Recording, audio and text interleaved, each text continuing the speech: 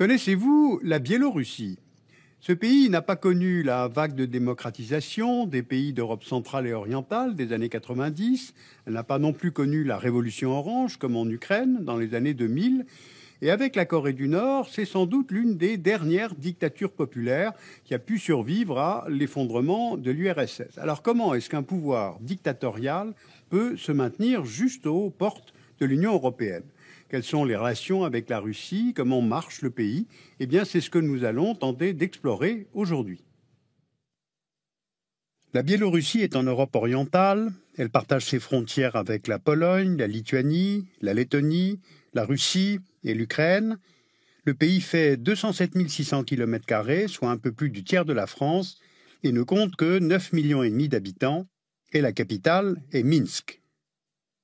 C'est un État de formation récente. Comme vous pouvez le voir sur cette carte de l'Europe en 1945, c'est à ce moment-là que la Biélorussie acquiert ses frontières actuelles. La République socialiste soviétique de Biélorussie fait alors partie intégrante de l'URSS. Et avec la disparition de l'URSS en 1991, le pays accède à l'indépendance. Et depuis cette année 91, il n'y a eu que 3 dirigeants, et le dernier, Alexandre Loukachenko, ancien apparatchik soviétique, accède au pouvoir en 1994, où il se maintient depuis 21 ans. Au fur et à mesure des années, le régime se durcit. En 1995, il abandonne les symboles nationaux pour reprendre les symboles soviétiques. Un nouveau drapeau est adopté, s'inspirant du drapeau qu'avait la République socialiste soviétique de Biélorussie, en ayant supprimé la faucille et le marteau. Les libertés individuelles sont quasi inexistantes. En 2006, le KGB biélorusse, qui se nomme KGB d'ailleurs, vous voyez son sigle en bas de l'écran, déclare, hors de tout contrôle judiciaire, que, je cite, « tout manifestant sera considéré comme un terroriste et passible de la peine de mort ». En 2012, la Biélorussie a rejoint ce qu'on a nommé les ennemis d'Internet, un groupe de pays dont la liste a été établie par Reporters sans frontières, et cela signifie pour les habitants de grandes difficultés d'accès au net ou la traque des blogueurs. Et quand on regarde le classement de la liberté de la presse, établi toujours par Reporters sans frontières, on constate que sur 180 pays, la Biélorussie est classée à la 157e place, et de fait, dans le pays, les médias sont contrôlés par l'État et la presse papier est censurée. Troisième indicateur, dans l'indice démocratique établi par The Economist Group, on voit que la Biélorussie est dans la catégorie régime autoritaire, tout comme la Russie. Par comparaison, l'Ukraine y est qualifiée de régime hybride. Les autres voisins de la Biélorussie sont dans la catégorie des démocraties imparfaites. Et enfin, vous repérez là les démocraties dites pleines. Maintenant, allons voir de plus près le pays. Le territoire est couvert à 40% de forêts, comme vous pouvez le voir sur cette carte qui vient de European Forest Institute. Et je voudrais m'arrêter un instant sur celle de Belovej, car elle a plusieurs particularités. Elle est à cheval sur la frontière entre la Pologne et la Biélorussie, et elle est l'un des 12 sites transfrontaliers au monde inscrits au patrimoine mondial de l'humanité. C'est la plus ancienne des forêts primaires d'Europe, formée il y a 10 000 ans lors de la dernière période glaciaire, et c'est l'un des derniers foyers de bisons sauvages d'Europe. En 2014, ils étaient plus de 900, et une réserve faunique extraordinaire. Cigognes noires, grands tétras, nombreuses espèces de mammifères comme des élans ou des loups. Bien, comment fonctionne l'économie?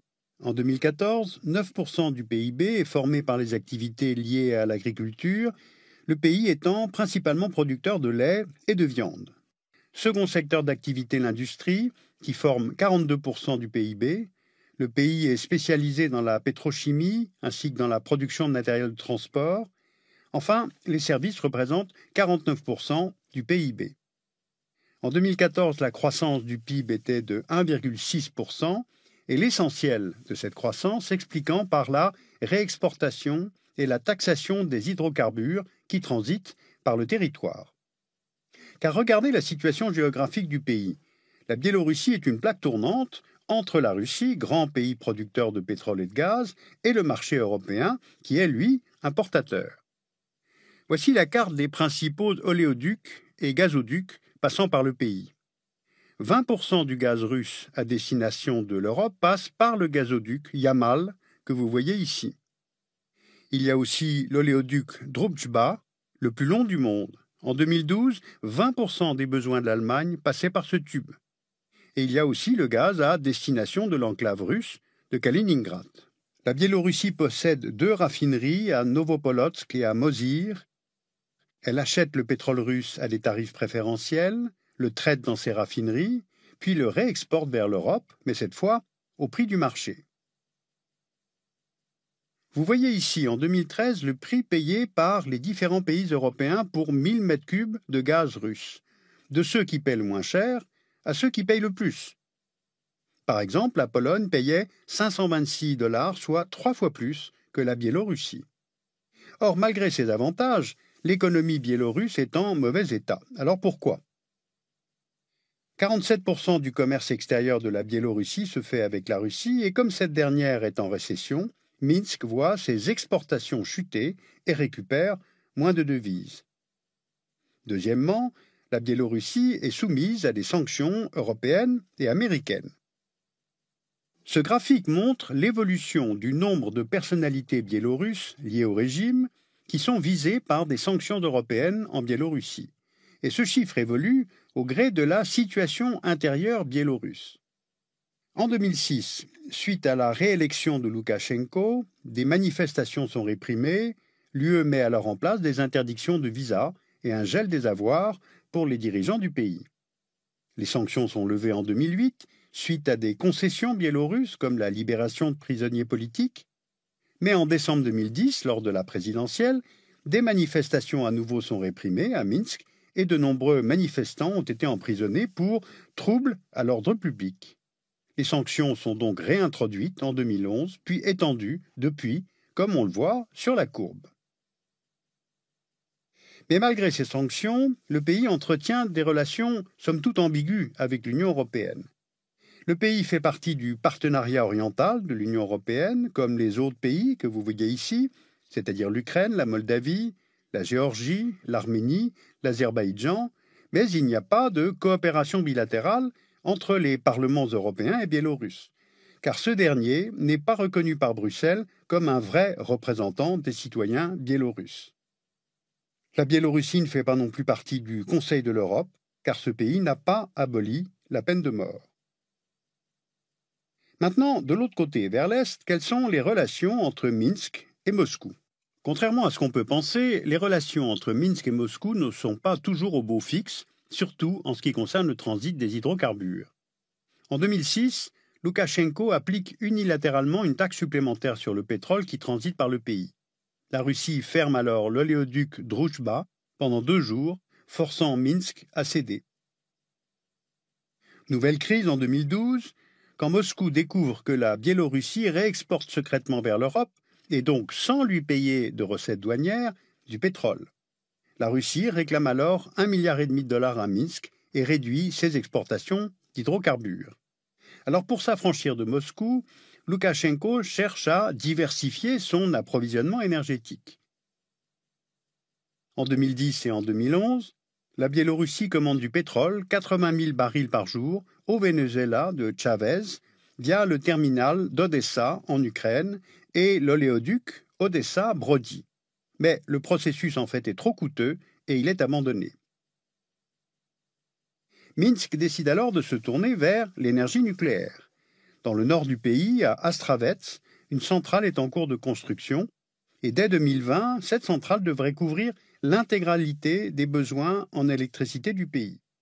Or, faute de moyens, et s'étant vu refuser des crédits occidentaux, c'est finalement la Russie elle-même qui finance sa construction par un crédit de 10 milliards de dollars. Le paradoxe étant qu'en acceptant les crédits russes, Loukachenko accroît sa dépendance à la Russie alors que le but recherché était exactement inverse. Astravets est situé à seulement 15 km de la frontière de la Lituanie sur la rivière Neris, que vous voyez là, elle arrose Vilnius, et un accident nucléaire serait donc catastrophique pour la Biélorussie, mais aussi pour ses voisins. Le nucléaire est tabou en Biélorussie, le pays a été l'un des plus touchés par la catastrophe de Tchernobyl en Ukraine en 1986. Vous pouvez voir sur cette carte les zones les plus touchées par la radioactivité après l'accident.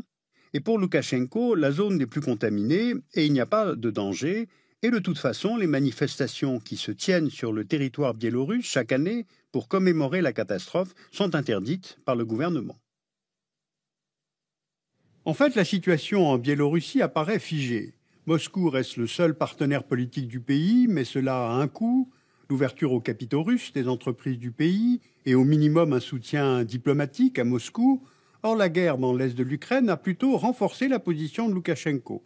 Il se pose en stabilisateur de la région, les négociations se sont déroulées à Minsk, mais de l'autre côté, à l'ouest, Bruxelles demande la libération des prisonniers politiques, l'organisation d'élections libres et contrôlées et la mise en place de réformes démocratiques. Donc, Loukachenko ne peut pas normaliser ses relations avec l'Union européenne sans relâcher l'autorité de son régime.